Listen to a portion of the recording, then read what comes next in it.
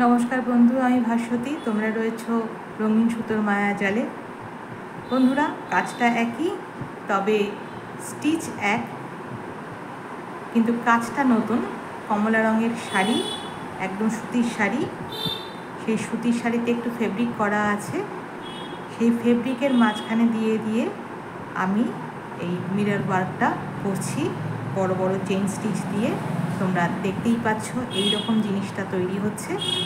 তো আমি তোমাদের বলেছি, যখনই কোনো প্রথম কাজ করে শুরু করি তখন আমি তোমাদেরকে দেখাই যে কেমন হচ্ছে। তোমরা দেখতে থাকো। একই স্টিচ, একই জিনিস, তবে শাড়িটা কমলা রঙের সুতির শাড়ি, একটু ফেব্রিক করা আছে। আর সেই ফেব্রিকের মধ্যে আমি এই কাঁচ বসিয়েছি, আর্টিফিশিয়াল কাঁচ বসিয়েছি। তাকে ঘিরে কত বড় বড়, কতগুলো বড় ঠিক নয়, মাঝারি কতগুলো চেইন স্টিচ দিয়েছি। দিয়ে আমি এই কাজটা করছি। তো দেখা যাক, এই আমার এই কাজটা আমি শুরু করছি তোমাদের সাথে। বন্ধুরা, আমি আমার আগের ভিডিওতে দেখিয়েছিলাম ছেলের সাথে ডুবলাগড়ি বিচে ঘুরতে গেছিলাম, কোনো প্ল্যান প্রোগ্রাম ছাড়াই। খুব ভালো লেগেছে। যাওয়া 250 কিলোমিটার, আসা 250 কিলোমিটার, 500 কিলোমিটার জার্নি কভার করেছিলাম 6.5 ঘন্টায়। যাওয়া আসা 6.5 ঘন্টায় যাওয়া, আর 6.5 ঘন্টায় আসা। খুব ভালো লেগেছিল। 2 চাকায় ছেলের সাথে রাইড করা, তার একটা আলাদা আনন্দ, অনুভূতি সবটাই আছে। আমার ছেলের চ্যানেলকে তোমরা সাবস্ক্রাইব করতে পারো। ছেলের চ্যানেলের নাম হচ্ছে রাইডার জার্নালিস্ট। তো ওখানে গিয়েও তোমরা দেখতে পারবে, সুন্দর সুন্দর জায়গা ঘুরে এসছে। ওটা ওর পেশা নয়, নেশা। ঘুরতে যায়, সেই ঘুরে সেটাকেও ওর স্মৃতিতে, ওর ক্যামেরাতে লেন্সবন্দি করে রাখে, কারণ ঘুরতে ভালোবাসে আর ছবি তোলার প্রচণ্ড আগ্রহ আছে। তো রাইডার জার্নালিস্ট তোমরা একটু ভিজিট করে এসো পারলে। খুব ভালো ভালো কিছু জায়গা তোমরা দেখতে পাবে, কিন্তু সময় পায় না, তাই বেরোতে পারে না। কিন্তু যখনই বেরোবার চেষ্টা করে তখনই সেটা নিজের স্মৃতিতে মণিকোঠায় রেখে দেওয়ার চেষ্টা করে ইউটিউবের মাধ্যমে। তোমরা দেখলে তোমাদের খুব ভালো লাগবে আশা করি, কারণ বেশ সুন্দর সুন্দর জায়গাগুলো, অফবিট জায়গা, সেখান থেকে ঘুরে এসে ও ভিডিওগুলো করেছিল। এইবারে গেছিল, কিন্তু নিজে কোনো ভিডিও করেনি, নিজে কোনো ব্লগ তৈরি করেনি। আমি একটা ছোটো মোটো তৈরি করে তোমাদেরকে দেখিয়েছিলাম, কারণ ওটা ঠিক ব্লগ ছিল না আমার, কারণ আমি তো ট্যুর ব্লগ করি না। আমার কাজ হচ্ছে সেলাই, আমি সেলাই নিয়েই থাকি।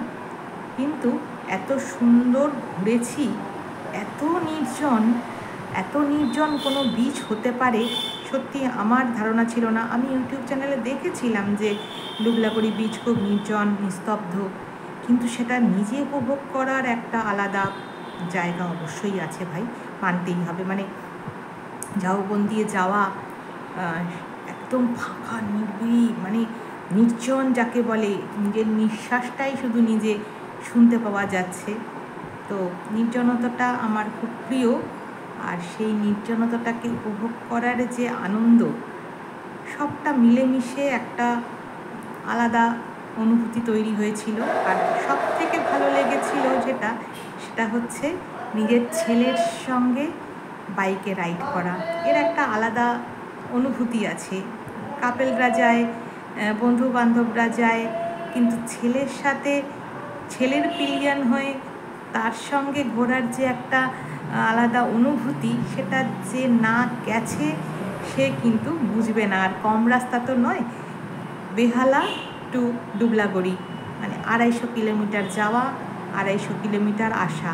250 একটু বেশি হবে, আমি অ্যাপ্রক্স বললাম।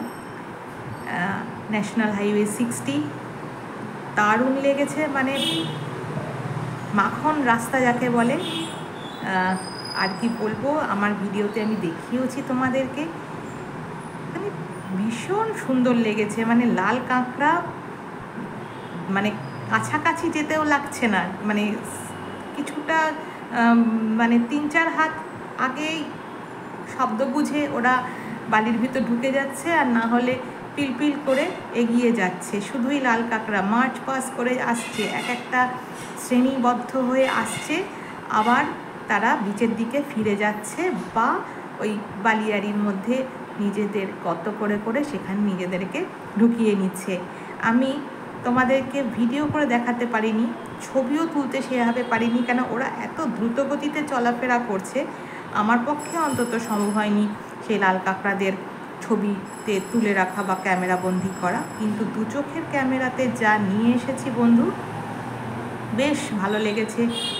প্রত্যেকটা ভারতবর্ষের বিচই আমার মোটামুটি ঘোরা, কিন্তু এই ডুবলাগড়ি বিচটা বেশ অনেক দিন মনে থাকবে, যে এত নিস্তব্ধ, এত নির্জন, এত নিরিবিলি, ভীষণ ভীষণ ভীষণ ভীষণ ভালো লেগেছে। মানে সেই ভালো লাগা কোনো কথা নেই। আর ওই ঝাউবনটা, ওই ঝাউবনটাকে আমি খুব মিস করবো, মানে দারুণ ঝাউবনটা লেগেছে, দুর্ধর্ষ লেগেছে। এই স্টিচটা আমি অনেকগুলোই করলাম, তোমাদেরকে বলেও ছিলাম যে এই স্টিচটা খুব সাধারণ একটা স্টিচ করেও একটা ফেব্রিককে অসাধারণ করে তোলার যে জিনিসটা, এই স্টিচে দিয়ে কিন্তু তোমরা সেটাকে করতে পারবে। মানে ভীষণ ফালতু একটা কাজ, কিন্তু ফালতু কাজটাও কত যে সুন্দর করে জিনিসকে তৈরি করে নেয়, সেটাই এটার একটা বিশেষত্ব। তবে আমি আরেকটা ফালতু কাজ দেখেছি, সেটাকে আমি অনুশীলন করব। মানে প্রত্যেকটা জিনিসেই তো অনুশীলন করতে হয়, সেই অনুশীলনটা তোমাদেরকে দেখাবো। দেখো কাঁচটা আমার বসানো হয়ে গেছে, এইবারে এই কাঁচটাকে ঘিরে আমি কতগুলো মাঝারি সাইজের চেন স্টিচ করব, করে আমি এটাকে শেষ করব। তো তোমাদেরকে বলছিলাম যে যে কোনো কাজেরই অনুশীলনের দরকার। আমার না অনুশীলনটা একদম হচ্ছে না, মানে আমি নিজে এই কাজগুলোই করছি অর্ডারের, কিন্তু আমার নিজের যে একটা মানে অনুশীলন সেটা হয়ে উঠছে না। তো ইচ্ছে আছে যে আমি একটা অনুশীলন কাজ করব, সেটা তোমাদেরকে দেখাবো। সেটা কিন্তু খুবই মানে ফালতু কাজ যাকে বলে, মানে সেটার কোনো ইয়ে নেই, আহামরি কিচ্ছু না। এই চেন স্টিচই থাকবে, আর শুধুই চেন স্টিচ, কোনো কাঁচ ফাঁচ কিচ্ছু থাকবে না, শুধু চেন স্টিচের একটা হোমওয়ার্ক আমি করব, একটা অনুশীলন করব। সেটা করে নিজের হাতটাকে একটু পাকাবো, ইচ্ছে আছে সেইটা দিয়েও কিছু একটা জিনিস তৈরি করব, করে আবার তোমাদেরকে সেটা দেখাবো তো নিশ্চয়ই, কারণ আমি যে কাজই করি তোমাদেরকে দেখাই। তো তোমরা যারা আমাকে দেখছো, আমার কাজ দেখছো, তাদের কাছে আমি কৃতজ্ঞ যে অনেকটা সময় তোমরা দিচ্ছ আমার এই কাজগুলোকে, দেখছো, ভালোবাসছো আমার কাজগুলোকে। এভাবেই বন্ধুরা আমাকে সাপোর্ট করো, আমার পাশে একটু থেকো, কারণ আমার এই কাজ আমি সেলাই করে আনন্দ পাই, সেই আনন্দটা আমি তোমাদের সাথে শেয়ার করে নিই। যে প্রত্যেক কাজেতেই আনন্দ, মানে সেলাই আমার কাছে পুরনো হয় না, সব সময় নতুন কাজ হয়। এইটা বেশি কাঁচ ছিল না, এটাতে 56টা এই কাঁচের প্যাচ ছিল। 56টা করা হয়ে গেলেই কিন্তু আমার কাজটা শেষ হয়ে যাবে। 56টার মধ্যে আমি অলরেডি আমার প্রায় 40টা মতো আমার বসানো হয়ে গেছে। তোমাদের বললাম না, এটা খুব চটজলদি কাজ, এটার মানে সময় খুব কম লাগে, এটার সময় সাপেক্ষ কাজ নয়। একটু সময় দিলে কিন্তু একদিনের মধ্যেই, মানে আরও যদি খুব পরিষ্কার করে বলতে চাই, 5 মিনিট লাগে এই একটা মোটিভ তৈরি করে নিতে। কাঁচ বসিয়ে তারপর তার চারধার দিয়ে চেন স্টিচ করে নিয়ে ঠিক 5 মিনিট থেকে 7 মিনিট সময় লাগে। এবার বুঝেই দেখো যে 5-7 মিনিটে যদি একটা মোটিভ হয়ে যায়, তাহলে কত তাড়াতাড়ি কাজটা শেষ হয়ে যাবে।